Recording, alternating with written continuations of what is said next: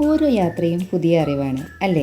യാത്രയിലെ ഏറ്റവും വലിയ സന്തോഷം എന്ന് പറയുന്നത് പുതിയ സ്ഥലങ്ങൾ കാണുന്നത് മാത്രമല്ല, മറിച്ച് അവിടുത്തെ ഓരോ ചെറിയ കാര്യങ്ങളും മണ്ണിനെയും മനുഷ്യരെയും കൃഷിയെയും എല്ലാം മനസ്സിലാക്കുന്നതാണ്.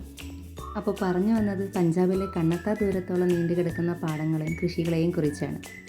ചോളത്തിൻ്റെ വിളവെടുപ്പ് കഴിഞ്ഞതിന് ശേഷമുള്ള പാടത്തിൻ്റെ അവസ്ഥയാണിത്. ഈ പരന്ന് കിടക്കുന്നത് മുഴുവൻ ചോളമാണ്.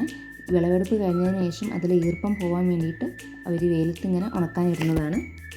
അതിൻ്റെ തൊട്ടടുത്ത് തന്നെ ഇങ്ങനൊരു മെഷീൻ വഴി അതിൻ്റെ തവിട് അതുപോലെ തന്നെ അങ്ങനെ ബാക്കിയുള്ള വേസ്റ്റുകളൊക്കെ കളഞ്ഞിട്ട് അവർ ഫിൽറ്റർ ചെയ്തെടുക്കുക ചെയ്യുന്നത്.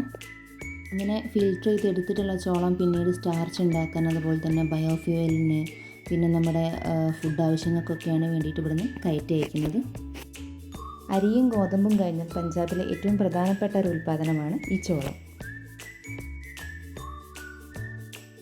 ഫിൽറ്റർ ചെയ്ത് ശുദ്ധീകരിച്ച ചോളങ്ങൾ ഇതുപോലെ വലിയ വലിയ ചാക്കുകളിലാക്കിയിട്ട് കെട്ടിവെക്കാറാണ് ചെയ്യുന്നത്. അത് കൊണ്ടുപോകാനുള്ള ലോറിയൊക്കെ എത്തിയിട്ടുണ്ട്. അത് ആവശ്യാനുസരണം ആവശ്യക്കാരിലേക്ക് എത്തിക്കും. അപ്പം ഇത്രയേ ഉള്ളൂ. Tata bye.